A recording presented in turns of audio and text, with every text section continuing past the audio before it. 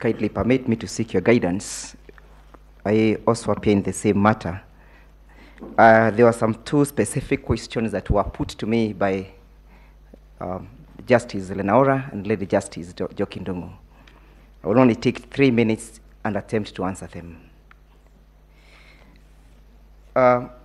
Madam Chief Justice, the question was put to me to try and link my arguments with the issue that we are canvassing here in respect to the number of the constituencies that must participate in a presidential election.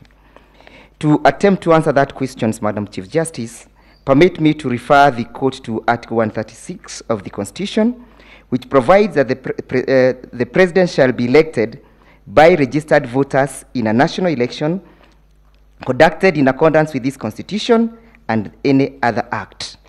That election, the directive of how that election is to be conducted, my lady, is found under Article 138, Clause 2, which provides that if 2 or more candidates for presidents are nominated, an election shall be held in each and every constituency.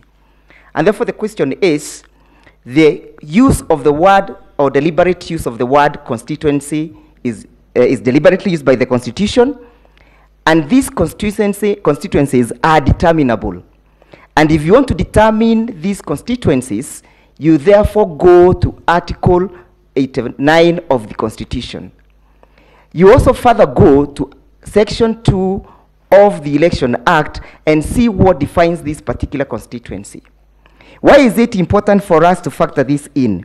It's because any voting that was done outside the Republic of Kenya that is not contemplated by Article 5, which defines the territory of Kenya, then any vote that was cast is an illegal vote, is an invalid vote, and it is a vote that goes towards contaminating the election. Further, my ladies, my lords, in answering the same question, the constituency that was defined by the chairman makes us to have 291 constituencies, completely out of the realm of the Constitution. And that is the illegal infractions we are saying that the election has been infiltrated with. My ladies, my lords, when you are applying these arguments, or considering my argument, consider that you held in Raila 2 that under Section 83 of the Constitution, if any of the issue, either be it legal or factual, is proved and ascertained, then that issue can void an election. The question of the constitutionality of that one extra constituency is an issue that contaminated this election, and it's an issue that should be factored and should not be lost in the eyes of this court. Finally, allow me to sum up by saying that Thomas Paine quoted and said, "A body of men holding themselves unaccountable to nobody ought not to be trusted by anyone." If IEBC does not hold itself accountable to anyone, then who should trust them? Can we even trust the processes under which they have taken through this country? I bet not. I beg to rest. Much obliged.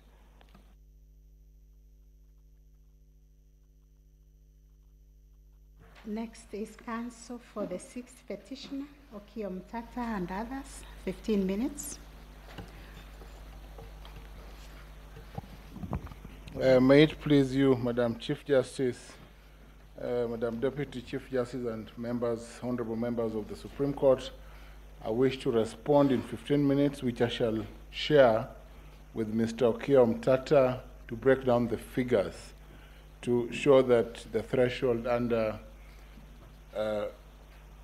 sub-article 4 of 138 was not satisfied because the numbers simply don't add up.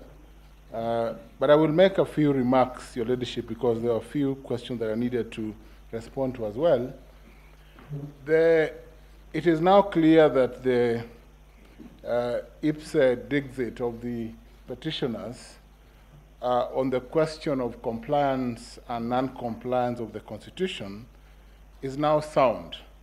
And clearly Articles 81 and 86 are in question on compliance. The respondents, my lords, have put up, the second respondents have put up a self-righteous and pompous response on the question of the role of the chairman. And I want to just respond in this manner, my lords. Section 5 of the IBC Act defines what a commission is. And a commission is defined to include the chairman of the IBC and the members. That definition, my lords, contrary to the submissions by Mr. Karori, senior counsel, does not include and expressly excludes the staff of the commission. It cannot therefore lie in the mouth of counsel to submit that the verification and the tallying of the results of the presidential elections, insofar as Form 34As and 34Bs were concerned, was done by the staff and excluded the commission, who were confined to other duties. My lord, that was a violation and an infraction that expressly went against the requirements of Article 138(3)(c). Secondly, my lords, the submissions by learned friend, senior counsel, Professor Githu Muigai, on the executive status of the chairman of the IBC, I think should be taken with a pinch of salt, because Article 249(1) of the Constitution does not contemplate an imperial chairman who is all-fearing with fear, favor, fervor, and fiat. That is not the chairman that we have. The chairman of the IBC, appointed under Article 250 sub-article 4 of the Constitution, must be that chairman who is a first amongst equals, just like the Chief Justice of the Supreme Court. A primus inter pares who must work with his colleagues to guide the affairs of the Commission. I urge the Court, therefore, to decline an invitation by Professor Githu Muigai that the chairman of the IBC is in a special position, different from the 4 commissioners who are crying aloud to be heard by this Court. And my lords, this petition number 5, as consolidated, therefore tilts on the violation of Article 138(3)(c). It tilts on that violation. And that violation alone, my lord, therefore invites this Court to look at or to turn to Articles 23 of the Constitution on your role as a court to interpret the Constitution in a manner that goes beyond just protecting human rights, my lords, but to look at what would guide your interpretation, the holistic approach, the purposive approach, and let me borrow my learned friend's approach, the Antonin Scalia's approach, the late judge of the U.S. Supreme Court, the textual and the contextual approach.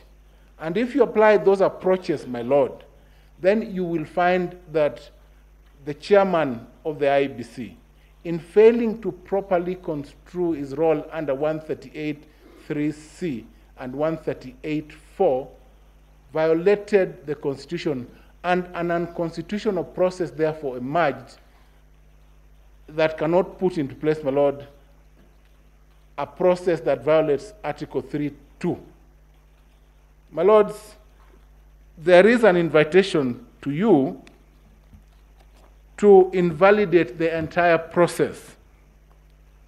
And that is why, in answering in answering the Supreme Court judge's question that was directed at me on remedies, I wish to state that, and this is because this court also has a purpose under Section 3 of the Supreme Court Act.